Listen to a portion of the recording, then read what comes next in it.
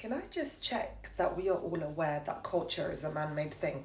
And like with most things that are made by men, they are generally not made to benefit women. And sadly, for most cultures that make up the majority of our society, majority are male dominated. Literally a bunch of men somewhere made a set of rules and regulation that impact a lot of us and don't really think about the lived experience of half of the population. And before I get into what I actually want to say, because this is a very sensitive subject, let's all bear in mind that culturally, many moons ago, here in the UK, it was actually legal to have child marriages. And as we know, there is a big movement globally to end child marriages. So it means that cultures shift, change, evolve. However, it takes work and it takes a set of people to speak up and be indignated by some of the things that we just accept as culture. So I'm going to tread lightly on this, but it's just a food for thought.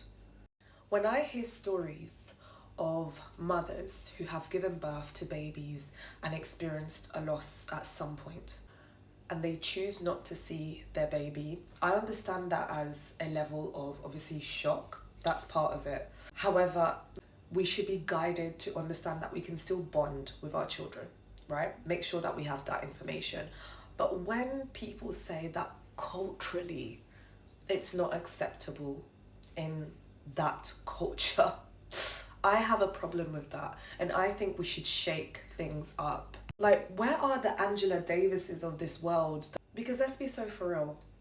Mothers are the ones who carry their babies, they bond with their babies whilst they're pregnant. As much as they want to, fathers can't always have that immediate intimate connection in some cases. And so it is so much easier to decide that it's better for a mum not to see their child who has died if you haven't experienced it. If you are not the one who had to carry that child, it's easier to detach. And so why are we not speaking up about the injustice of this so that we can do better by the women of the future? Because in my mind, I can't make it make sense that we can use culture as an excuse. That is literally just another way of these unspoken rules created by a patriarchal society who say that a mother shouldn't. A rule that has been set.